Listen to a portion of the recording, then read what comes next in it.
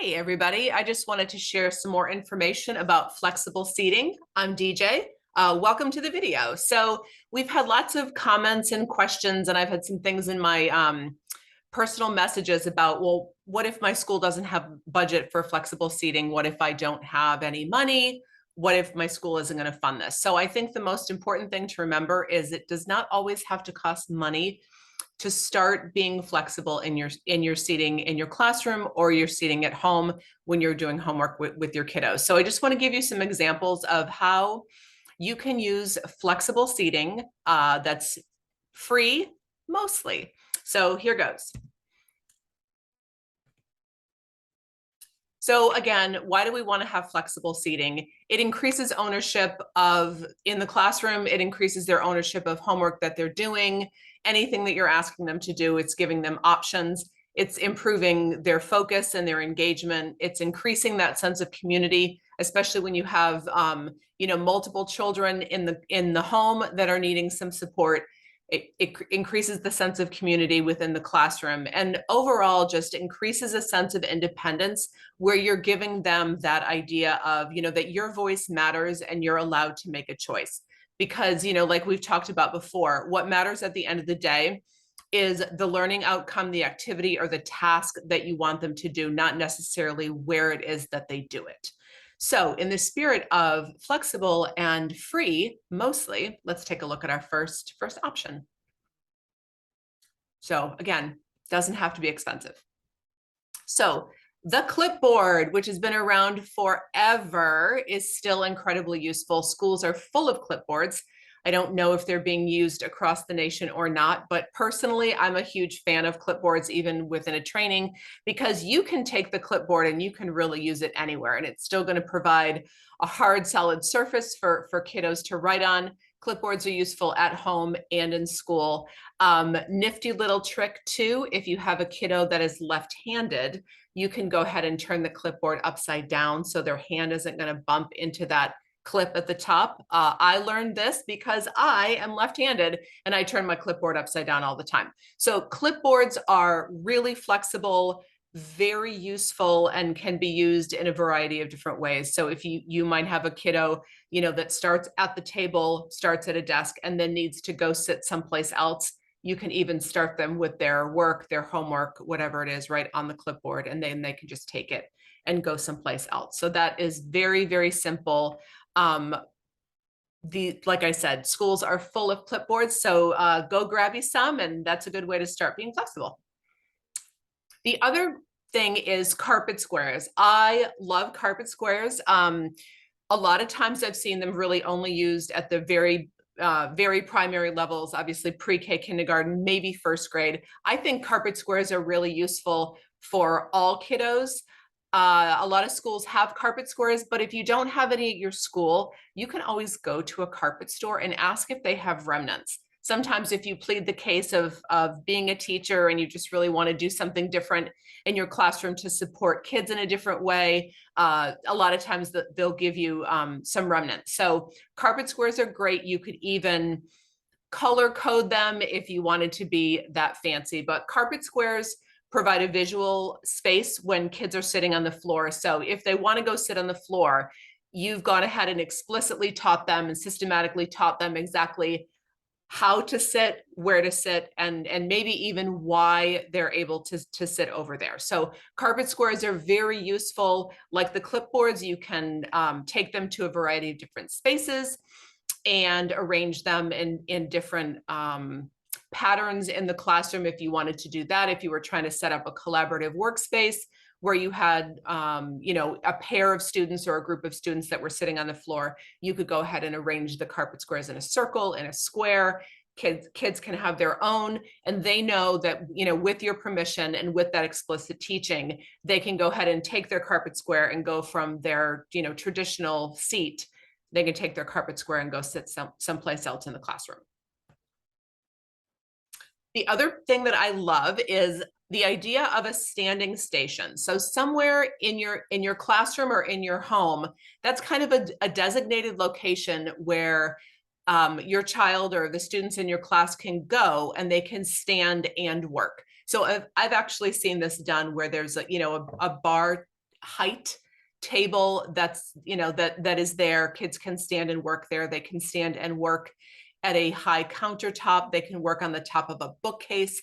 And so standing stations in the classroom, it's really a spot in your room, in your home, that's specifically meant for work. So if you have a child that wants to stand, they know exactly where to go. It's not random, but you've explicitly taught and modeled exactly how they're supposed to be standing and how they're supposed to be working. So this is great for those kiddos who need to move. They're really wiggly. They might need to shift their legs back and forth. That way they can do that. They're still working. And if they're given an opportunity to have that, that sensory input to be able to move around a little bit, it might increase their focus and engagement, which is always, that's always our goal. In lieu of carpet squares is duct tape. So please ask your plant operators or your custodians if you can use tape on the floor. Sometimes you can use duct tape, sometimes you can use painter's tape, but make sure you ask first so you don't ruin your carpet. But you can always, a lot of times, use it on regular flooring. So this is a great way to identify a spot on the floor where they can go and sit, very much like a carpet square. And it's going to give you that another option rather than a traditional desk. And so some kiddos, they just might need that option maybe on a daily basis. Like you can either sit at your desk or your table or wherever else your kiddos would traditionally sit. You can either sit here or you can go ahead and sit in a duct taped square or rectangle or however you want to do it. The beautiful thing about duct tape is it comes in a multitude of different colors. You can theme it according to your school. Colleges have their own special kind of duct tape. So like the world is your oyster in the world of duct tape. So that is also a flexible idea that I really like. Not always free unless you have it lying around in your garage, but it is relatively inexpensive and you might be able to use some of your teacher funds for that. Tables. So lots of schools are using tables now instead of desks. Tables are a great way to encourage collaboration and community and developing partnerships. If you're asking your kids to, to talk to a shoulder partner, their shoulder partner is right there at the table with them. It's a great way for kids to exchange ideas and really start working together. The beautiful thing about tables too is if it's a traditional school table, the legs are adjustable. So you can have them at a traditional student height. You can also lower them all the way down to the floor. That's definitely something that you can talk to your plant operator or custodian about. The other thing about tables is it's relatively easy to rearrange your classroom when you have tables. So that's just something to think about. Obviously, this table is rectangular, but tables come in all kinds of shapes and sizes. So you can get creative depending on what you have at your school.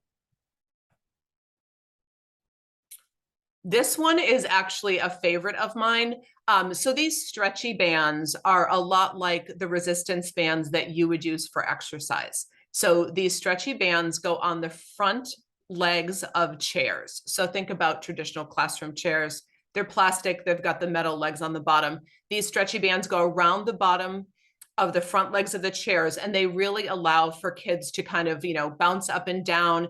It allows for a lot of sensory input, leg movement that's not going to be really distracting. So they do make stretchy bands specifically designed for sensory needs, for flexible seating for schools, but these resistance bands work just as well. A lot of times these resistance bands, you can find them online and they're relatively inexpensive, and you can buy a multi-pack. So you might even have some of those lying around their house, or you can even, check out Facebook Marketplace and places like that and see if anyone has those available. So at the end of the day, there are hundreds and hundreds of possibilities for flexible seating. You can get very, very expensive and have the fancy seats and stools and roller chairs and gymnastic balls with legs and mushroom chairs. And I mean, there's a world of flexible seating out there. Just Google it and you can see how many options there are.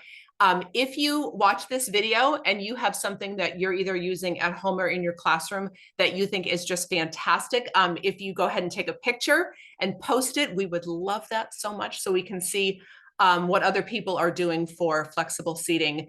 If you have a situation at home or in your classroom and you are not sure of how to begin, or you want some other tips and tricks, go ahead and you can comment underneath this video. You can send me a direct message, and we can go ahead and problem solve and come up with some great ideas for you and your kiddos. So I hope this was helpful. I will make another video in another week or so about some more flexible space ideas, because that is a little bit different.